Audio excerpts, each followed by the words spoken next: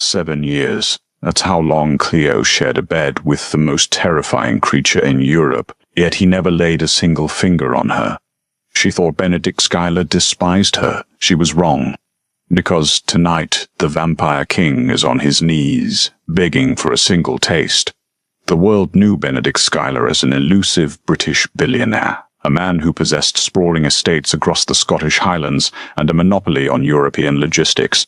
But the shadow world, the hidden society of the nocturnal elite, knew him as the sovereign of the Northern Covens.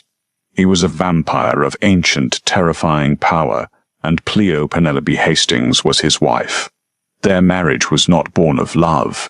It was a transaction forged in blood and ink. 7 years ago, her father, Richard Hastings, bankrupted their family's centuries-old estate. Worse, he embezzled from the Schuyler Syndicate. The penalty for stealing from vampires was a slow, agonizing death. To spare his life, a treaty was struck. The Hastings bloodline, though financially ruined, was an aristocratic human lineage of impeccable purity. At 18 years old, she was packed into a black town car in the dead of night and driven to Schuyler Manor, traded like currency to settle a debt. She had been prepared for a monster. She had braced herself for pain, for dominance, to be used as a personal blood bag by a creature of the night. But the reality of her marriage proved to be a far crueler psychological torture. Benedict Schuyler never touched her. For 2,555 nights they shared the same cavernous, silk-sheeted bed in his master suite. He was breathtakingly beautiful, possessing the sharp, aristocratic features of a fallen angel, with piercing silver-grey eyes and dark hair. Yet he treated her as if she were made of toxic glass. When he slipped into bed hours after midnight, his skin was as cold as marble, and he would lay rigidly on the absolute edge of the mattress. If she accidentally rolled over in her sleep and a single inch of her skin brushed against his, he would flinch, rise immediately, and spend the rest of the night locked in his study. At first she felt relief, but as the years bled into one another, that relief curdled into a deep, humiliating agony. She was his wife in name only. She attended the lavish midnight galas on his arm, smiling for the cameras and the prying eyes of the vampire court. She wore the blindingly expensive Schuyler diamonds around her neck, but behind the closed mahogany doors of their estate, she was a ghost. She watched how the other vampires looked at her. Vivienne Carmichael, Benedict's ruthless second-in-command, made sure she knew exactly what her untouchable status meant. "You're a rotting asset, Cleo," Vivienne sneered one evening in the manor's library, swirling a glass of thick crimson wine. 7 years, and he hasn't taken a single drop of your blood. He hasn't claimed you. A human consort who remains unmarked is a human consort who is unwanted. Everyone in the syndicate is laughing. We are simply waiting for the day he grows bored and tosses you into the freezing lock. Her words planted a seed of dark insecurity that rooted deep in Cleo's chest. Did he find her repulsive? Was her blood somehow tainted? She spent hours staring into her vanity mirror, pulling at her skin, analyzing every flaw, wondering why the man she was legally bound to looked at her with such tightly coiled restraint, or was it disgust? The breaking point of her sanity occurred just 3 weeks before her 25th birthday. She was in the estate's glass greenhouse, pruning a bush of rare black roses that Benedict had imported from Turkey. The thorns were vicious, and her hand slipped. A sharp barb sliced deep into the pad of her index finger. She gasped, plopping the shears. Bright crimson blood welled to the surface, dripping softly onto the marble floor. Suddenly, the temperature in the greenhouse plummeted. She turned to see Benedict standing in the archway. He had just returned from a syndicate meeting in Paris, still wearing his bespoke charcoal suit. But he wasn't looking at her face. His silver eyes were locked onto the drop of blood on her finger. The transformation was terrifying. The whites of his eyes flooded pitch black. The veins under his pale skin darkened, webbing across his cheekbones, and his jaw subtly unhinged as his fangs descended. He took a predatory step toward her, a low, guttural growl vibrating from his chest. It was a sound that made every human survival instinct inside her scream. "Benedict," she whispered, clutching her bleeding hand to her chest. "I cut myself. It's okay." He took another step, closing the distance between them in a blur of supernatural speed. He was suddenly towering over her, chest heaving. She could smell the cold ozone and expensive cologne clinging to him. For a split second she thought he was finally going to take her, that the 7-year drought was over. She tilted her neck, submitting, a strange mix of terror and desperate longing washing over her. Instead, Benedict squeezed his eyes shut, his fists clenched so hard at his sides that she heard the bones in his knuckles crack. "Get out," he snarled, his voice a harsh, jagged rasp that sounded nothing like her composed husband. "Benedict, please." "I said get out, Cleo," he roared, slamming his fist into the reinforced glass wall of the greenhouse, shattering the pane into a million glittering pieces. "Leave my sight before I do something we will both regret." Tears stung her eyes. The humiliation was absolute. She ran from the greenhouse, leaving him standing amidst the shattered glass, completely convinced that her husband was violently repulsed by her very existence. She didn't know then that his reaction wasn't disgust. It was the agonizing, barely leashed restraint of a starving man fighting his own demons to keep her alive. The night of her 25th birthday arrived, marked by the most extravagant gala the shadow world had seen in a decade. It was hosted at the Skylar Tower, a towering spike of black glass in the heart of London. To the human world it was an exclusive charity ball. To the vampires it was a high-stakes political summit to renew territorial boundaries. For her it was a deadline. In vampire law, 25 was the age of maturation for a human consort. If an aristocratic bloodline remained unclaimed by this age, the marriage treaty could be legally dissolved, and the human could be discarded or claimed by another. She stood in front of the mirror in the penthouse dressing room. She was wearing a blood-red silk gown that clung to every curve, plunging daringly low in the back. Her dark hair was swept up, exposing the long, pale column of her neck. She wore no jewelry, deliberately leaving the space where a vampire's mark should be completely bare. It was an act of defiance, a silent challenge to the husband who refused to look at her. When she descended the grand staircase into the ballroom, conversations halted. Hundreds of immortal eyes turned toward her, their gazes hungry, calculating and mocking. She found Benedict standing near the grand piano, speaking with a Russian coven leader. He looked devastatingly handsome in a black tuxedo. When his eyes met hers, a muscle feathered in his jaw and his gaze darkened, sweeping over her exposed skin. But, as always, he looked away first. He offered her no smile, no hand to guide her down the stairs.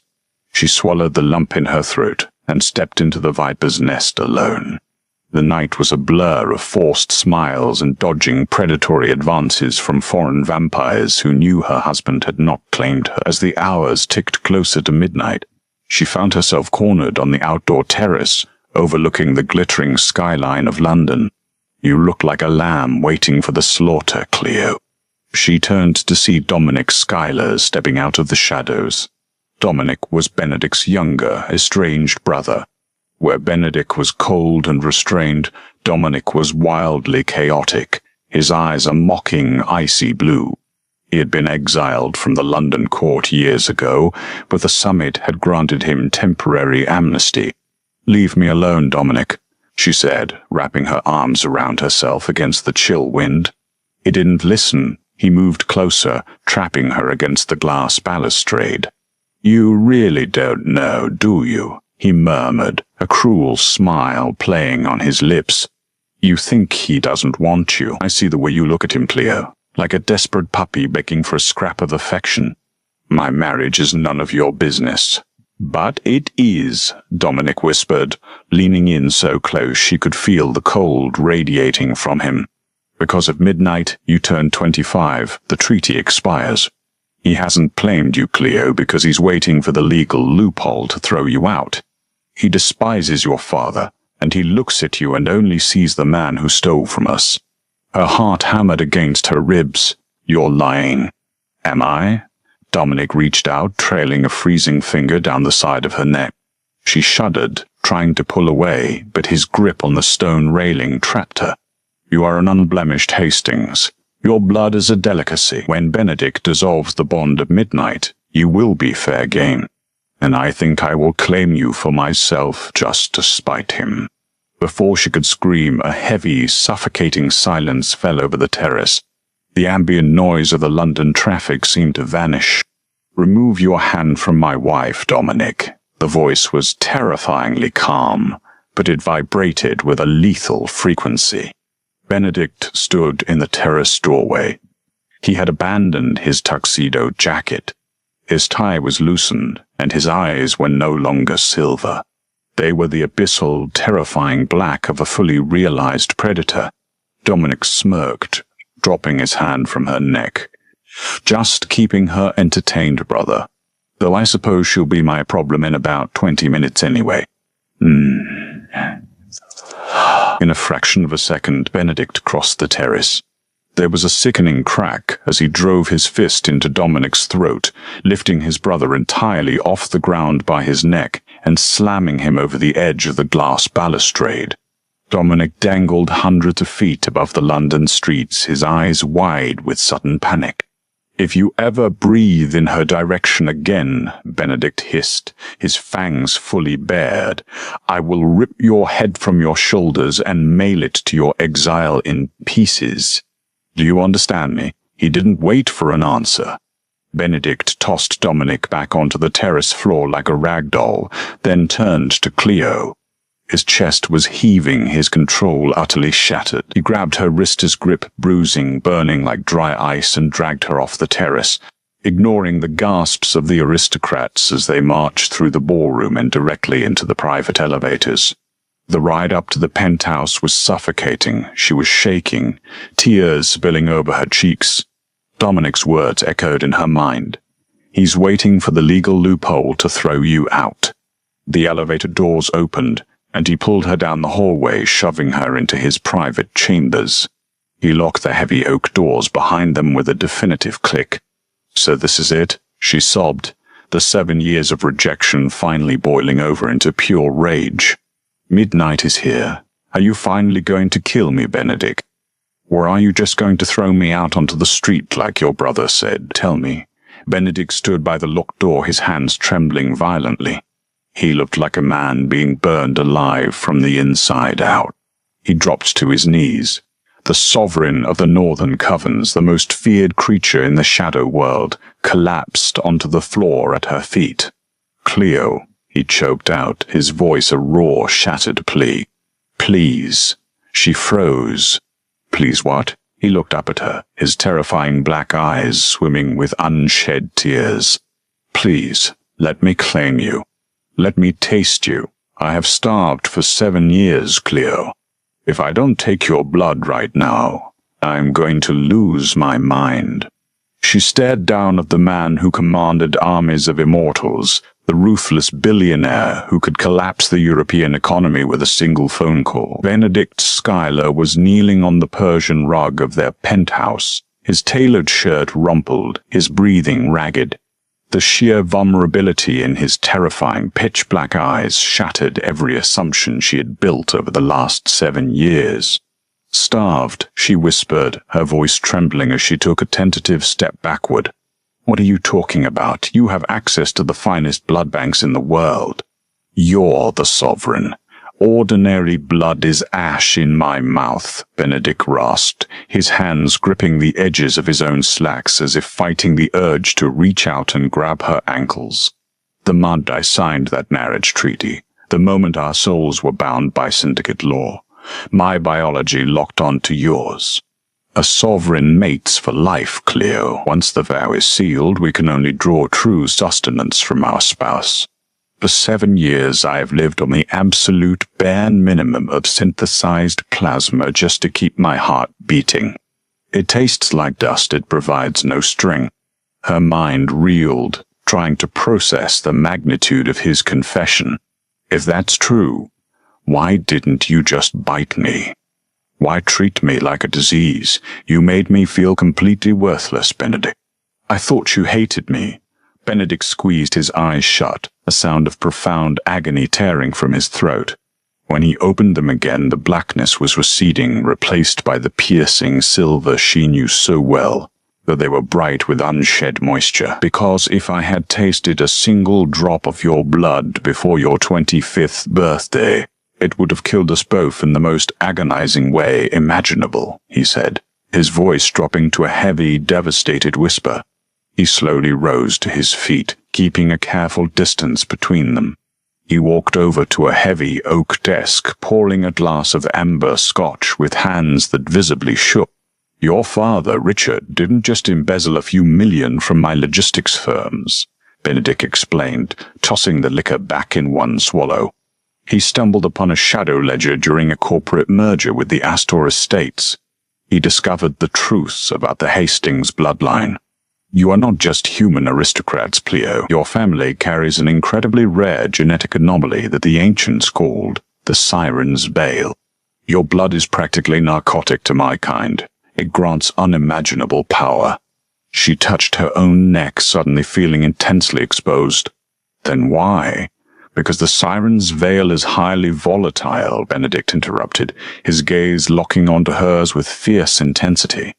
During a human's maturation process before the exact moment of their 25th birthday, the blood is violently unstable. If a vampire consumes it, it acts as an absolute neurotoxin. The Rothschild syndicate lost 3 of their elders to a siren bloodline in the 1800s because they were too impatient to wait for the girl to mature. It drove them rabid, and they drained her dry before their own organs liquefied.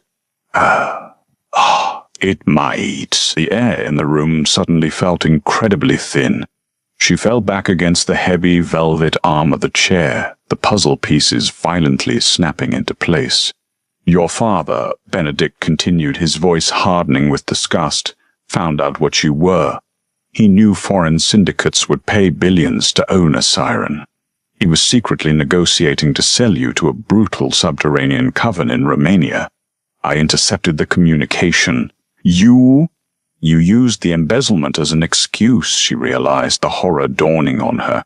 The debt wasn't real. It was the only way to legally extract you from his custody without starting a global vampire war, Benedict said, stepping closer, though he still kept a torturous 3 feet of distance between them. I claimed you as a debt payment. I brought you to my estate to protect you, but the cost was binding myself to you. He reached out, his long, cold fingers hovering just an inch from her cheek, desperately wanting to touch her skin, but refusing to close the gap. The restraint vibrating through his body was a physical force in the room. Do you have any idea what these 7 years have been like for me, Cleo? He whispered, his voice cracking, to sleep next to you every night, to hear the erratic flutter of your pulse against the silk pillows, to smell the sweet, intoxicating scent of your blood radiating from your veins, knowing that a single taste would bring me paradise, only to immediately end your life and mine? I had to treat you like glass. I had to build a wall of ice around my own heart, because if I let myself show you even an ounce of the desperate, all-consuming love I have for you, my control would have snapped. Tears streamed down her face, ruining her expensive makeup. The coldness, the flinching, the separate lives. It wasn't revulsion. It was the absolute agonizing sacrifice of a starving predator protecting its prey from its own monstrous nature. When you cut your finger in the greenhouse, she sobbed, remembering the pure terror in his eyes. The scent of your raw blood hitting the air nearly broke my mind, Benedict confessed, dropping his hand. I had to leave the estate for 3 days just to cage the beast inside me. And tonight when Dominic touched you, when he threatened to take what is mine, Benedict looked toward the grandfather clock standing in the corner of the room. The polished brass pendulum swung back and forth, eating away the final seconds of her 24th year. Tick, tick, tick. 10 seconds, Benedict whispered, his silver eyes completely overtaken by the abyssal black once more. The veins beneath his skin darkened, his fangs sliding down in a lethal, breathtaking display of predatory hunger. 10 seconds, Cleo, and the poison leaves your veins. 10 seconds and you become my queen. Oh, don't. The first chime of midnight echoed through the penthouse. It felt like a physical shockwave. She didn't wait for him to ask again. She closed the distance between them, grabbing the lapels of his ruined shirt and tilted her head back, baring the long, pale expanse of her neck to him. "Claim me," she breathed. Benedict let out a sound that was half sob, half raw. His arms banded around her waist, lifting her flush against his hard, marble-cold chest. One of his hands buried itself in her pinned-up hair, tearing the diamond clips away so her dark curls fell in a cascade around their shoulders. Dong! The second chime rang out as his mouth descended on her neck. He didn't bite immediately. He dragged his tongue over her leaping pulse point, inhaling the scent of her skin like a man who had just breached the surface of the ocean after drowning for a decade. The sheer reverence in his touch made her knees buckle, but he held her firm. "Dong, mine," he growled against her skin, and then his fangs pierced her flesh. She gasped, her back arching against his arm. She had expected pain, but instead a rush of euphoric liquid heat exploded from the puncture wounds, flooding her veins. It was the venom, the mystical binding agent of the sovereign. Her vision flashed with brilliant colors. She could suddenly feel him. She felt the hollow, agonizing cavern of his starvation, the crushing weight of his loneliness, and the fierce, protective love he harbored for her. As her blood hit his tongue, a violent shudder ripped through his massive frame. He drank deeply, groaning as the siren's veil, now fully matured and safe, ignited his dormant strength. The air in the penthouse began to crackle with static electricity. The glass windows overlooking the London skyline rattled in their frames. The power of a fully fed, fully bonded sovereign was radiating from him in terrifying, invisible waves. He pulled back slowly, licking a stray drop of crimson from his bottom lip. The wounds on her neck had already closed, sealed by his venom, leaving 2 perfect, silver crescent moon scars. "The mark of the king. Cleo," he whispered, his eyes blazing with a terrifying, beautiful light. "My soul. My queen."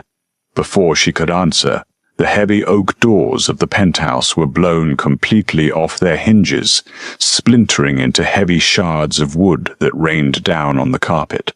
Benedict instantly shoved her behind him, shielding her with his body. Standing in the ruined doorway was Vivian Carmichael, flanked by a dozen heavily armed rogue vampires.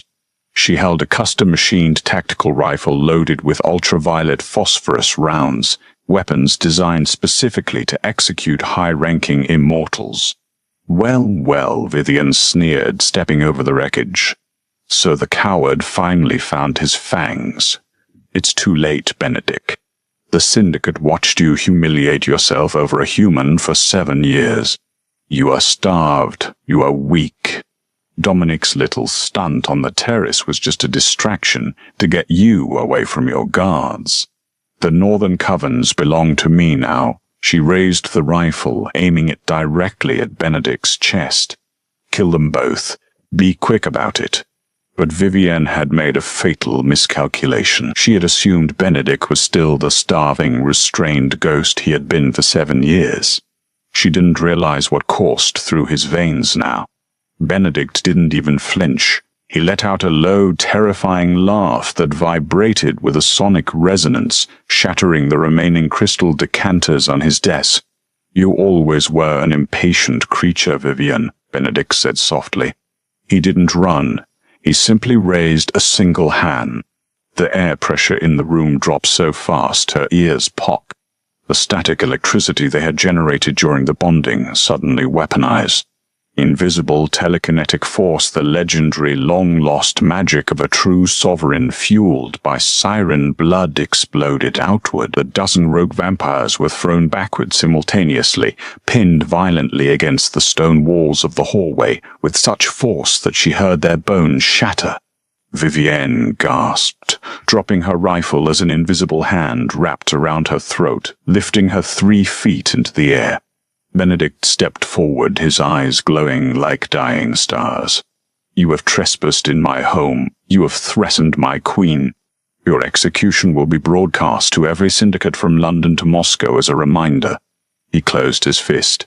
Vivienne's body turned instantly to grey ash, crumbling to the floor in a fine dust before she could even scream.